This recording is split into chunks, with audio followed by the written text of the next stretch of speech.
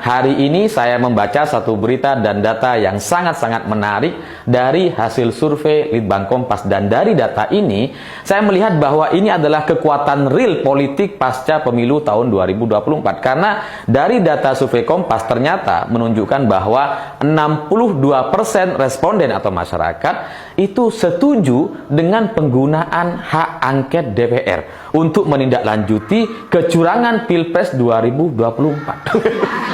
Jadi mayoritas responden itu setuju dengan penggunaan hak angket, mencapai 62%. Bagi saya ini adalah sebuah angka yang aneh gitu, karena kan katanya Prabowo itu kan katanya menang 58%.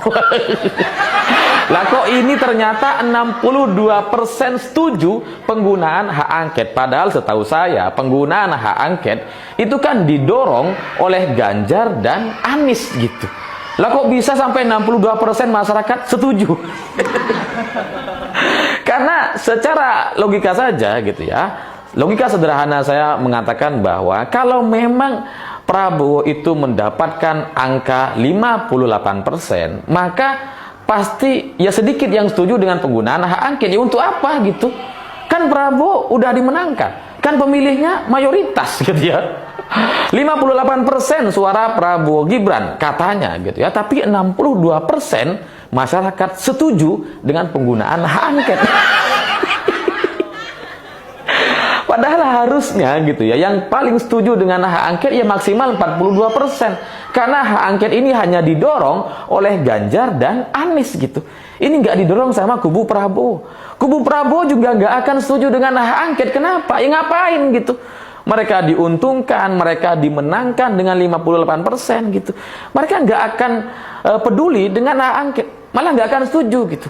Malah mungkin mereka maunya ini Prabowo segera dilantik.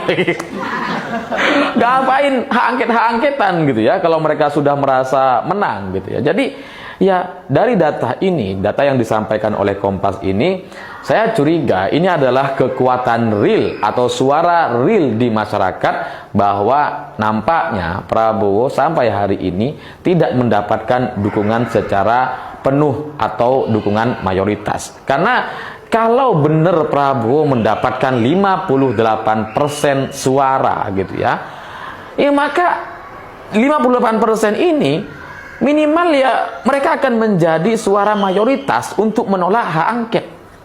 Ya minimal yang nolak 50 plus 1 lah gitu ya, kalaupun nggak mau nyampe 58. Ini malah yang setuju 62. 62%.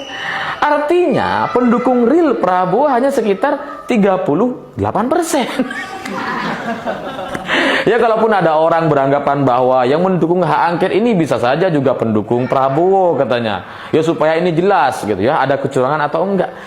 Ya kalau dari logika sederhana saya nggak mungkin gitu. Pendukung Prabowo ngapain dukung hak angket? Sampai hari ini tidak ada satupun elit TKN atau kubu Prabowo atau Prabowo sendiri untuk menyampaikan dukungan terkait hak angket. Nggak ada gitu. Jadi kalau dari survei Litbang Kompas mencapai 62% masyarakat setuju penggunaan hak angket, saya curiga bahwa angka 62% ini adalah angka real kekuatan politik gabungan antara Ganjar dan Anies Baswedan gitu. Kalau mau dibelok-belokkan gitu ya, mau dianggap bahwa bisa saja yang pendukung Prabowo juga setuju dengan hak angket, ya maka angkanya tidak 62 tapi 100 atau hampir 100%.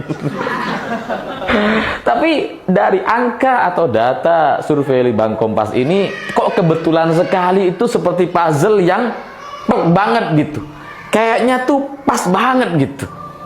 Jadi kalau kita ngelihat dari data 62% setuju penggunaan hak angket, artinya hanya tersisa 38%. 38, 58, 38, 58, kok mirip ya? Apa jangan-jangan suara Prabowo salah input juga kayak PSI ya? Ya karena angka 3 dan 5 itu kalau dilihat bisa mirip ternyata gitu ya. Kebetulan belakangnya sama-sama 8.